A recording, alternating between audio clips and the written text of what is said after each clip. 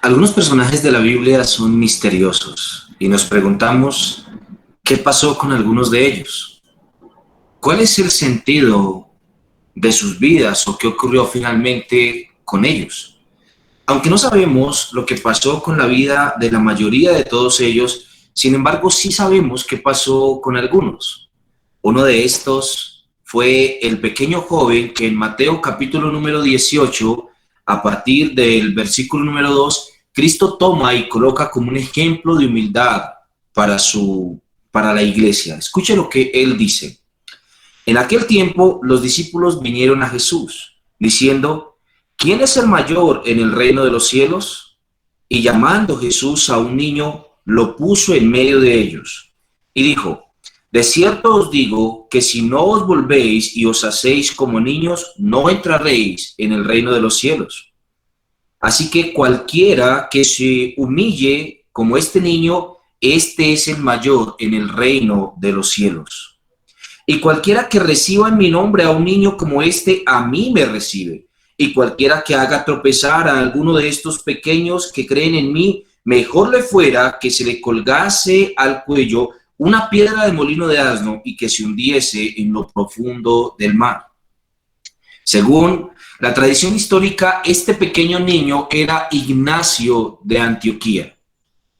Ignacio de Antioquía fue el pastor de la iglesia de Antioquía durante el tiempo posterior a la muerte de los apóstoles. Algunos lo han retratado como el segundo sucesor de Pedro en la iglesia de Antioquía, y otros más como el primero de los sucesores de Pedro en la iglesia de Antioquía. Poco sabemos de la vida de Ignacio de Antioquía. Solamente tenemos registro de él y lo que conocemos de él es por una serie de cartas, 7 cartas que envió Ignacio de Antioquía entre su captura en Antioquía y su llegada hasta Roma, lugar donde finalmente fue martirizado. Ignacio, como el pastor de la iglesia de Antioquía, era un hombre celoso de la palabra del Señor y de una gran preocupación por lo que pudiese pasar con las iglesias. Tenía la comúnmente grande preocupación de los pastores, la unidad de la iglesia, en el principio de su pastorado. Y apeló constantemente a la necesidad de la misma unidad de la iglesia durante el tiempo posterior a la muerte de los apóstoles. Es probable que Ignacio haya muerto de forma contemporánea con Juan, bajo la misma persecución, y que de la misma manera que Juan el apóstol fue enviado a la isla de Patmos, así también Ignacio fue capturado en Antioquía y llevado hasta Roma finalmente para ser martirizado.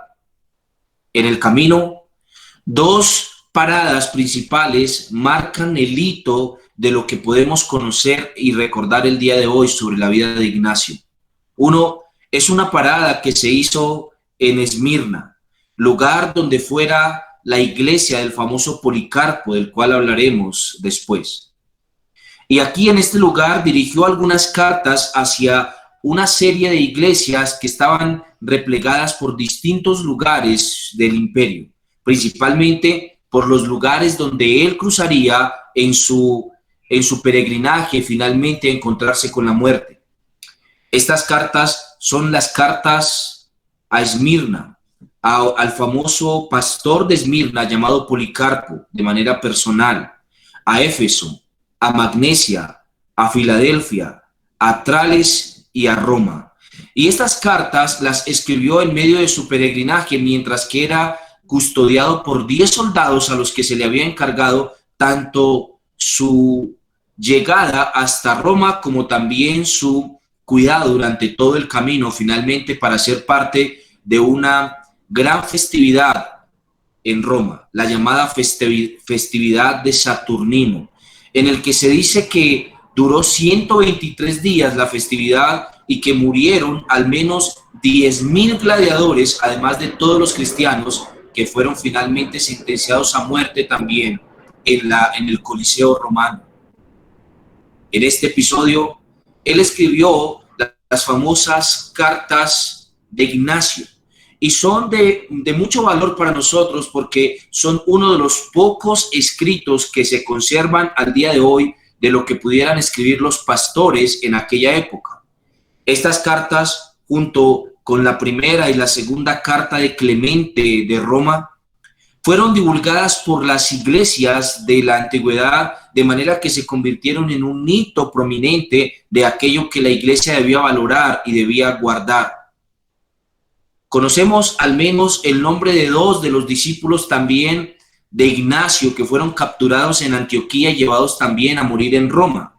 Estas son el caso de Zósimo y Rufo, mencionadas por el mismo Policarpo también en la carta que fue dirigida a Policarpo en el capítulo 1, versículo 9 y también el verso 13. Estos fueron compañeros fieles de Ignacio, de la misma manera que fueran también sus discípulos, ovejas de su iglesia en su momento. Ellos fueron dirigidos hasta Roma, haciendo una parada en Esmirna y otra parte en Alejandría de Troas, no en la Alejandría africana, sino en la Alejandría de Troas, y allí él pudo escribir la mayoría de sus cartas, aunque cada uno de los historiadores coloca en orden distinto sus cartas, dependiendo del contenido interno y también de algunos elementos que cree fueron los que movieron al orden de la escritura. Lo importante es el contenido de las mismas.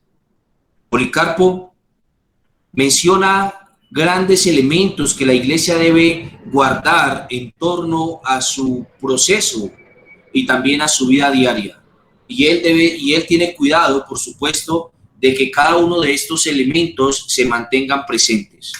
Ahora bien, Policarpo finalmente se cree que llegó Ignacio probablemente se cree que llegó hasta Roma en el año 107 después de Cristo. Y allí en Roma se piensa que tuvo que finalmente enfrentar el martirio ante sus captores el día 20 de diciembre del año 107, 2 días después que sus 2 discípulos y miembros de su iglesia, Zósimo y Rufo, quienes murieron también devorados por las fieras el 18 de diciembre del año 107.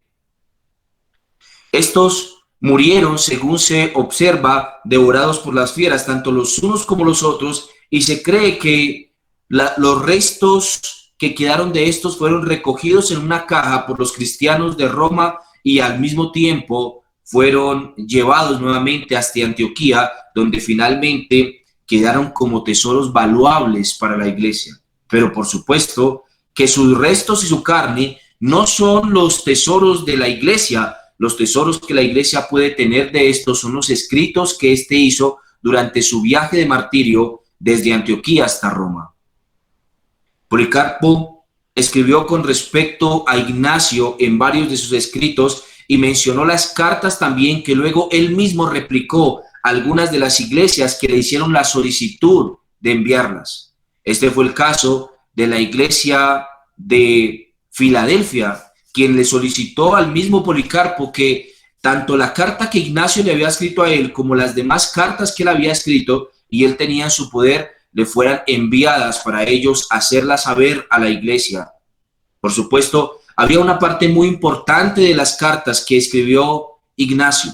En ella cita la influencia que la iglesia de Roma tenía en los altos estándares del poder romano y la intención de algunos que pertenecían en este lugar a la cercanía misma del gobierno romano de liberar a Ignacio y de impedir que éste muriera. Una parte de lo que podemos extraer de esto es importante. En la carta que Ignacio escribe a Roma, él escribió estas palabras: escribo a todas las iglesias y hago saber a todos de mi propio libre albedrío, moriré gustoso por Dios, si vosotros no lo impedís. Os exhorto pues a no hacerme un favor fuera de tiempo. Tened paciencia conmigo, hermanos. No me impidáis el vivir, no deseéis mi muerte. No entreguéis al mundo a quien anhela ser de Dios, ni le seduzcáis con cosas materiales. Permitidme recibir la luz pura. Cuando llegue allí, entonces seré un hombre. Permitidme ser un imitador de la pasión de mi Dios. Si alguno le tiene a él consigo, que entienda lo que deseo y que sienta lo mismo que yo, porque conoce lo que me apremia. Fin de la cita. Esto lo escribe Ignacio a los romanos en el capítulo 4, verso 6 de su carta a los romanos. En esta sección observamos cómo algunos de los cristianos de Roma tenían influencia en las esferas del poder ya de Roma, y al mismo tiempo observamos cómo la forma de escritura de Ignacio a los romanos apela por la gran dignidad que él siente por el martirio.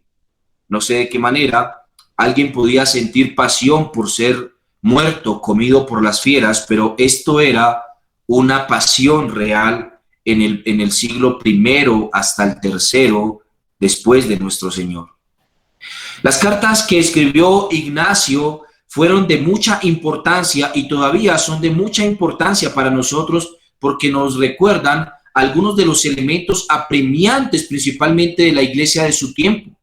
4 fueron los intereses más importantes de la iglesia en aquel tiempo. El primero de ellos tenía que ver con el pastorado. Para Ignacio había que hacer una defensa del pastorado monárquico, una especie de pastorado en el cual una cabeza, un pastor único, gobernaba en todas las iglesias de su distrito. Algunos historiadores han mencionado el hecho que Ignacio mismo aspiraba a ser el pastor monárquico de todas las iglesias de Antioquía y sus alrededores, y él mismo apelaba porque esto mismo ocurriera en otros lugares. Él argumentaba pensando que a causa de la unidad misma de Cristo con el Padre y el Espíritu, también el pastor debía ser uno solo, de manera que éste mostrara la unidad de toda la iglesia en su región. Por supuesto que diferimos totalmente con las afirmaciones de Ignacio, mostrando que la Escritura no enseña tal cosa, sino que más bien es un pensamiento de la época y es uno de esos cuantos pensamientos que el cristianismo ha adoptado a través de los años y que ha traído gran perjuicio a la iglesia. Pero no podemos juzgarlo duramente. Como lo mencioné al principio de nuestro devocionales, con respecto a la vida de los mártires y a vida de mártires como la que nosotros deberíamos tener, he dicho que no debemos juzgar tan duramente a los cristianos del siglo I al siglo III por su pobreza doctrinal, porque son una iglesia niña, y además de esto, porque todavía no se encuentra el compendio de toda la escritura en sus manos. Además de esta preocupación natural de Ignacio, Ignacio también se preocupó por la unidad misma de la iglesia. Como pasara también con Clemente y probablemente con todos los cristianos, escritores de aquella época que todavía podemos retratar y recordar hasta el día de hoy, debemos recordar que la unidad de la iglesia fue uno de los elementos predominantes en el pensamiento de la época y la preocupación por esta debido a las persecuciones y a los martirios que estaban sufriendo por todo el Imperio Romano. Como lo vimos anteriormente, al menos 10 persecuciones en cabeza de 10 emperadores hasta el año 325 tuvo que enfrentar el cristianismo como parte de su vida. Miles y miles, cientos y cientos de muertes. Tal vez una cifra muy similar a la que hoy en día nosotros observamos, aunque no en nuestro contexto de cristianos muertos en el mundo. Así que podríamos decir que los escritos de Ignacio tenían estas dos preocupaciones de forma legítima, primeramente en su mente, pero no eran las únicas preocupaciones. También estaba muy preocupado por las herejías, principalmente por una herejía proveniente del gnosticismo llamado el docetismo. En esta herejía se afirmaba que no había realmente venido Cristo en carne al mundo, sino que él era una especie de espejismo y que a causa de que la carne o la materia era mala y el espíritu era bueno, entonces Dios nunca podría haberse encarnado en un ser humano. Esto era una especie de mezcla entre lo que se llama como el cristianismo heleno o los helenos o el helenismo, que mezclaba el cristianismo con afirmaciones de la filosofía. Y dentro de estas afirmaciones filosóficas se encontraba la afirmación de que Cristo realmente no se había materializado, porque si esto fuera así, entonces Dios había probado la corrupción y Dios era plenamente puro. Aunque este pensamiento pretendía elevar la pureza de Dios a su lugar y pretendía colocar la santidad de Dios en su lugar, lo hacía en desmérito o desacreditando la naturaleza humana del mismo Señor Jesucristo. Esto, por supuesto, nos habría dejado sin un libertador humano, porque Cristo tenía que ser un hombre para libertar a los hombres y tenía que ser Dios para saciar la ira de Dios. Ignacio se encontraba grandemente preocupado por esta herejía, de manera que escribió atacando de manera constante a este pensamiento o estos pensamientos particulares. Y él entonces mostró en su propio carácter y también en su propio amor y deseo la necesidad de que nosotros nos apartáramos de pensamientos heréticos y principalmente que la iglesia de su tiempo acusara este tipo de pensamientos como herejías. Además de una última preocupación que tuvo Ignacio en su carta tenía que ver con el sometimiento a los pastores. Entendía y observaba que la iglesia debía someterse a los pastores de manera ciega y que estos, a no ser porque los pastores mismos desacreditaran la fe y cayeran en descrédito según los comportamientos propios de un pastor, las ovejas de la iglesia debían someterse a la autoridad de estos pastores de manera ciega y sin reproche. Aunque aparentemente, realmente lo que ocurría en aquel tiempo es que efectivamente las personas se sometían a los pastores de manera ciega y sin reproche. Por supuesto que él intenta condenar a todo aquel que se oponga al liderazgo pastoral que ha recibido. Muy probablemente, y según algunos han citado, esto tiene que ver con el episodio mencionado por Clemente a la iglesia de Corinto, en el cual Clemente acusa a los corintios por haber hecho facciones en su iglesia y además de esto, haber depuesto a un pastor nombrado legítimamente por la asamblea y que luego por una facción o un grupo de ellos fue depuesto. Probablemente, y si la cercanía es tan grande entre Clemente e Ignacio, entonces también Ignacio se encontraba preocupado por este mismo tipo de manifestaciones dentro de la iglesia que se oponían a la piedad. Dentro de estas 4 preocupaciones, tenemos que decir que se encuentran mencionadas a través de todas sus cartas. Escribió 7 cartas. una a Esmirna, otra a Policarpo, que era el pastor de la iglesia de Esmirna, otra a los Efesios, otra a los Magnesios, otra a la iglesia de Filadelfia, otra a la iglesia de Trales y otra a la iglesia de Roma. 7 cartas que todavía nosotros contenemos el día de hoy. Así que finalmente hay una preocupación también especial de Policarpo que menciona en sus cartas, y es la gloria del martirio. Increíblemente, Ignacio muestra que el martirio es lo más glorioso que puede recibir un hombre. Esto escribe él con respecto al martirio. Seguid todos vosotros a vuestro obispo y pastor Jesucristo, el cual finalmente murió, sacrificado en la cruz como la gloria más excelsa. Así también todos ustedes y nosotros, como su pueblo, recibimos esto como parte de la gloria más excelsa de este mundo. Él hacía una apología constante al martirio como tal, y hablaba con respecto al martirio como si fuera efectivamente un gozo, como lo leímos anteriormente. En estas cosas nosotros observamos el gran valor que para los cristianos del siglo I al III era finalmente recibir el mismo tipo de muerte que también recibió el Señor. Aún conservamos las cartas de Ignacio, la mayoría de ellas descubiertas en el último siglo, y por supuesto que nos han traído gran luz con respecto a esto. La mayoría de estos, o el más antiguo al menos descubierto de estos, se le conoce como el Códice Miceno. Este es un manuscrito original en griego que se encuentra todavía en la England Library, o la Biblioteca de Inglaterra, y data aproximadamente su descubrimiento del año 1646. Se dice que este fue el que utilizó el famoso Gerardus Boos para hablar y para traducir y dar a la iglesia las indicaciones sobre las cartas de Ignacio de Antioquía.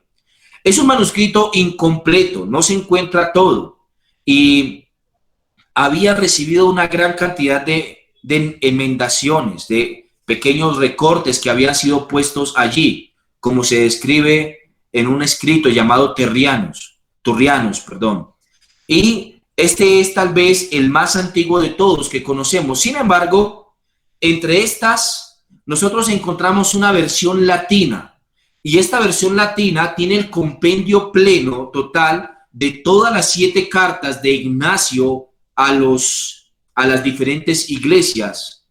Principalmente, creo que el motor de Ignacio al haber escrito a cada una de estas iglesias es a las iglesias cercanas a las cuales él pasaba junto con sus captores, a los que él mismo apodó como 10 leopardos.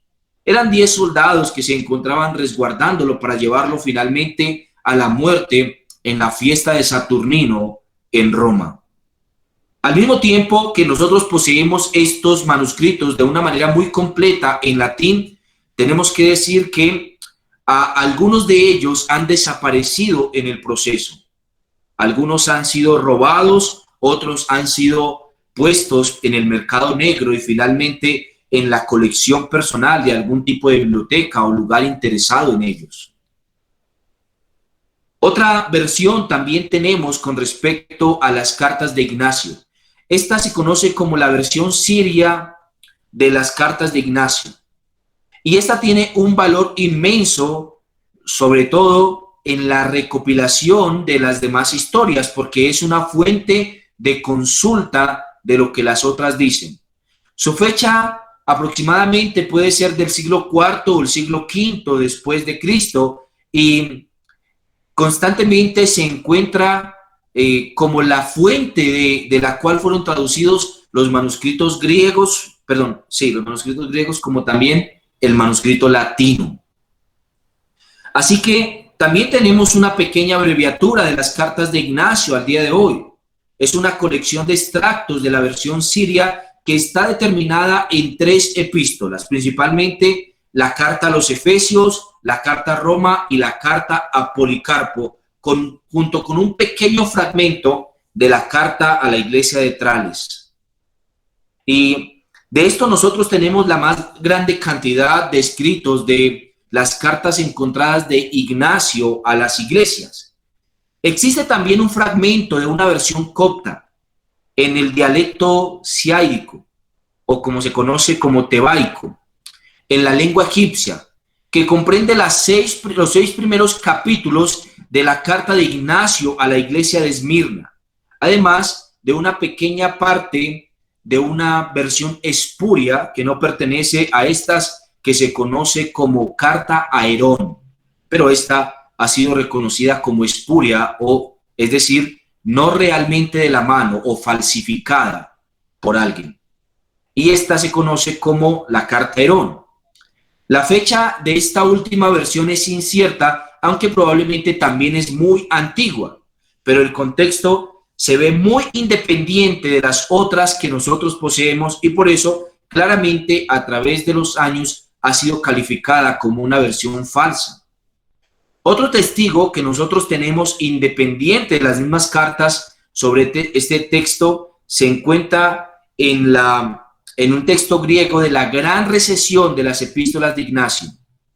Esta gran recesión consiste en las 7 epístolas genuinas de Ignacio, pero interpoladas entre ellas hay otras 6 epístolas adicionales que han sido reconocidas como falsas o espurias.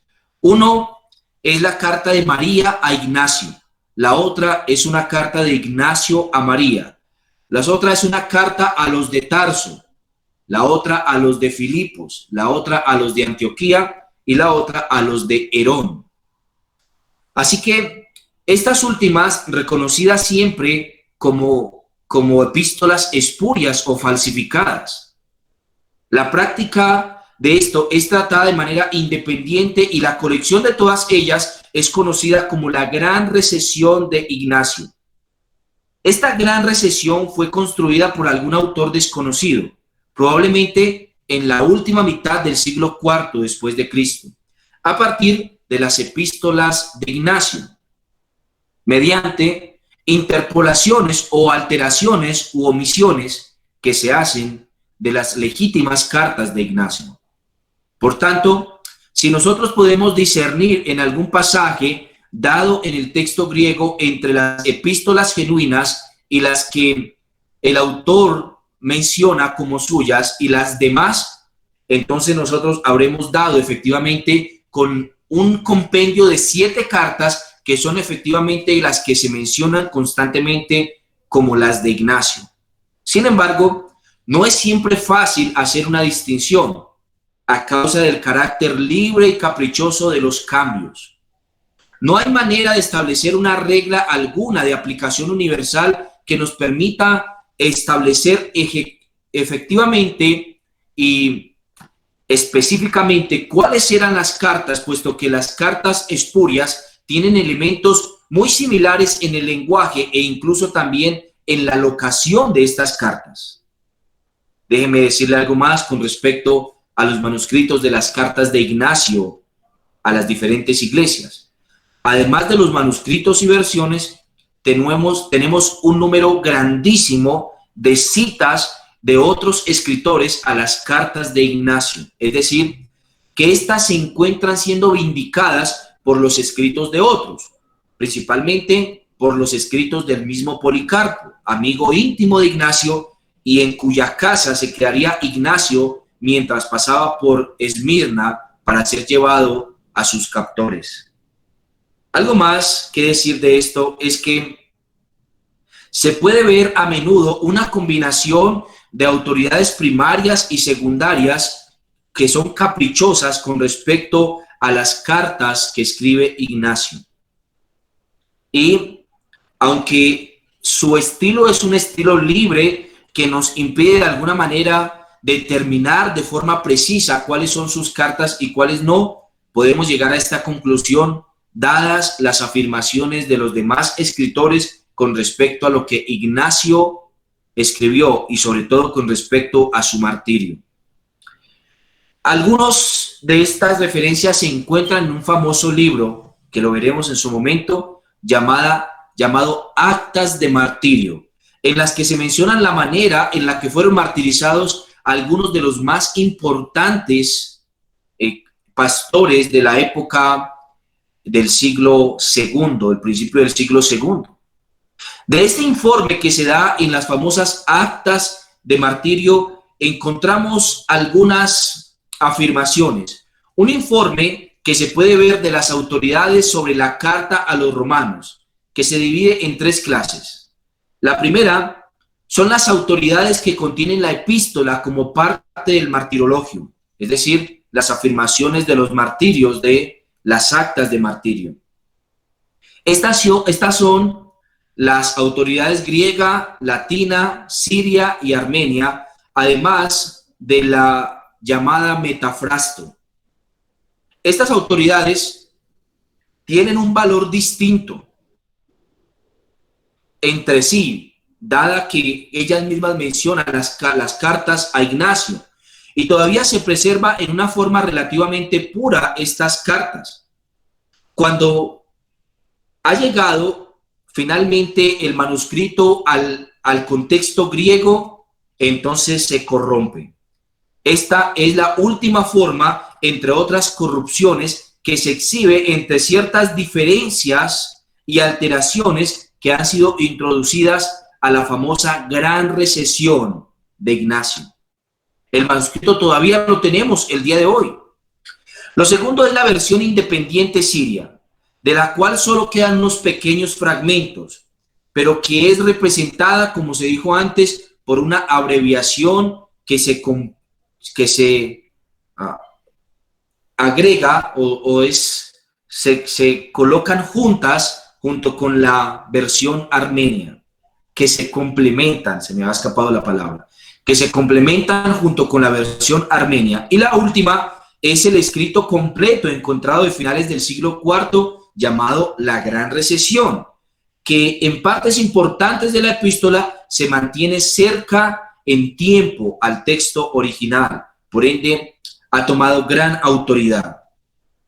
Debemos pensar sobre esto como el comienzo de el último periodo, el periodo de lo que se conoce como el arzobispado anglicano de Armand James Ussher en 1644. También fue traducida por el famoso Boos. Después, en el año 1646, el famoso Isaac Boos, en el 1646. También que nos da gran luz con respecto a las cartas de Ignacio. Y finalmente, el griego de la epístola a los romanos fue publicado por primera vez por Ruinart en 1689 también. El texto de Boos era una transcripción muy incorrecta del manuscrito de las cartas de Ignacio. Y en este sentido, los cotejos subsiguientes han mejorado muchísimo su edición.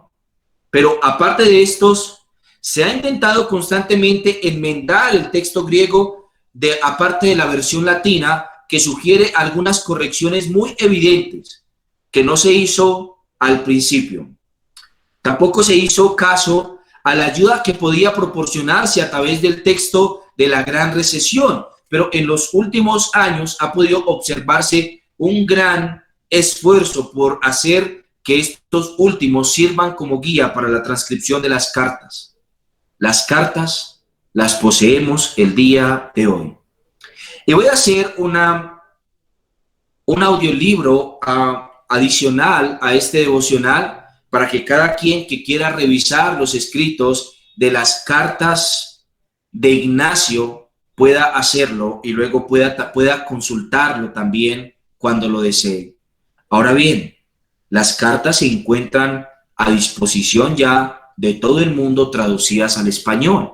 Así que siempre que alguno de mis hermanos quiera acercarse a lo que decía efectivamente Ignacio a las diferentes iglesias, pueda hacerlo. Algunas cosas de la vida de Ignacio quedan para nosotros, hermanos. Algunos ejemplos de su vida tenemos que nosotros extraer para aplicar a nuestros devocionales. El primero de ellos es la brevedad del tiempo.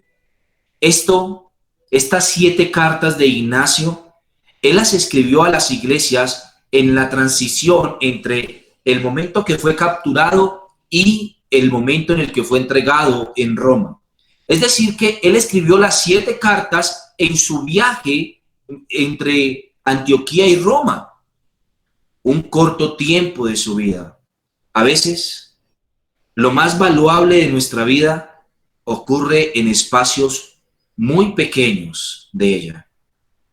Tengo que ver en el cielo a un gran hermano que ha partido ya con el Señor.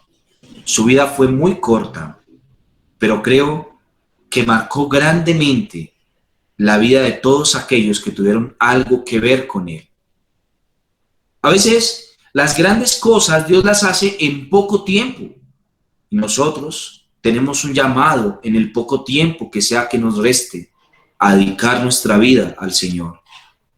¿En qué estamos gastando nuestra vida? ¿En nuestro trabajo? ¿En los vicios? ¿En adicciones? ¿En el materialismo?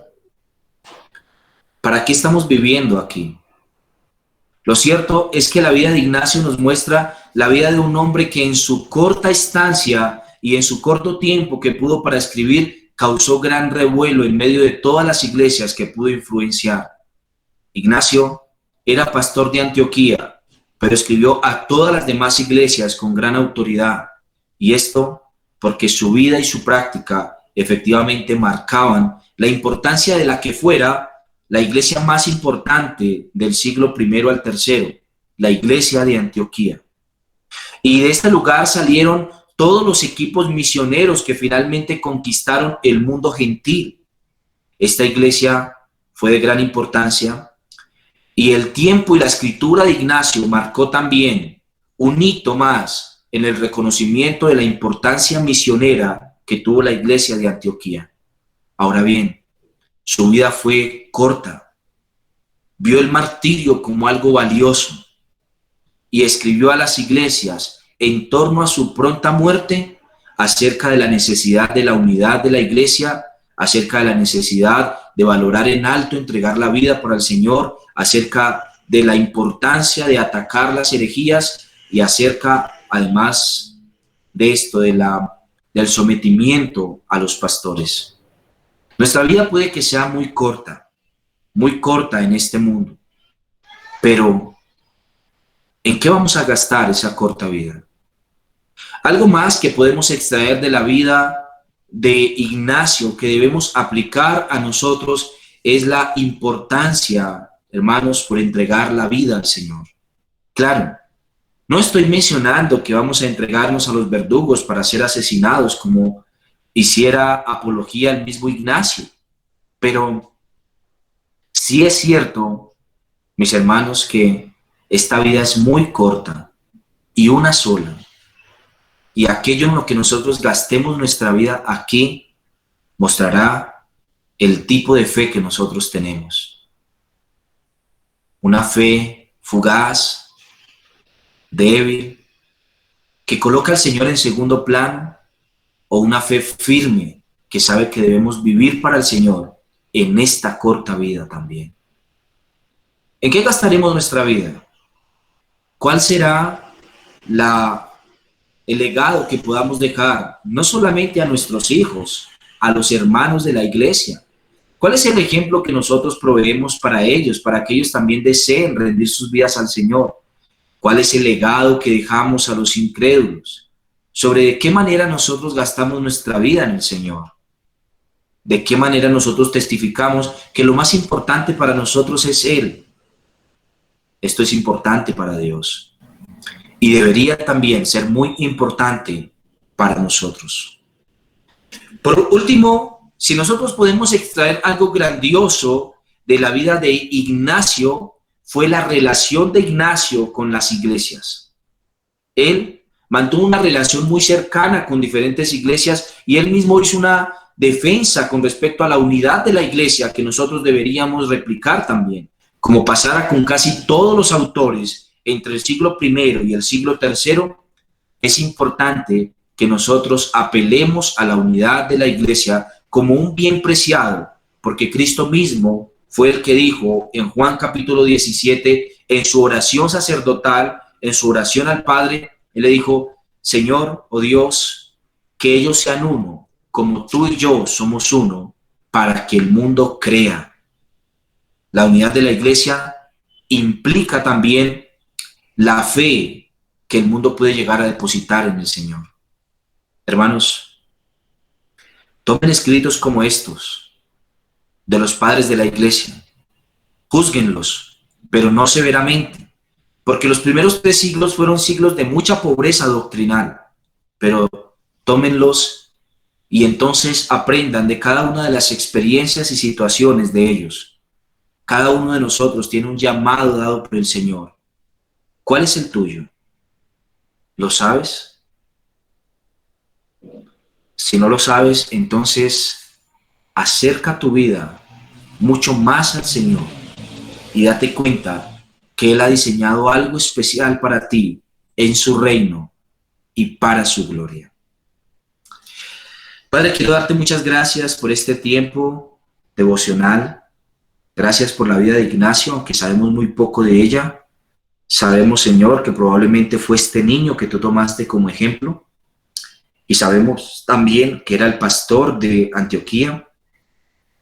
Y sabemos poco más de que lo que escribió entre su caminata rumbo a la muerte fue muy importante para la iglesia. Y Padre, gracias por ejemplos como los de él, que nos permiten recordar, Señor, nuestro lugar y nuestro propósito en este mundo.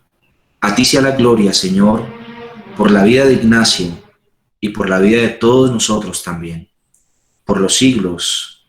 Amén y amén. Mis hermanos, Dios los bendiga mucho y los guarde. Chao, chao. Espero que este devocional haya sido de gran edificación para ustedes, pero que además de eso podamos aplicar la vida de estos hombres a la nuestra. Dios los bendiga mucho, mis hermanos. Chao, chao. Mark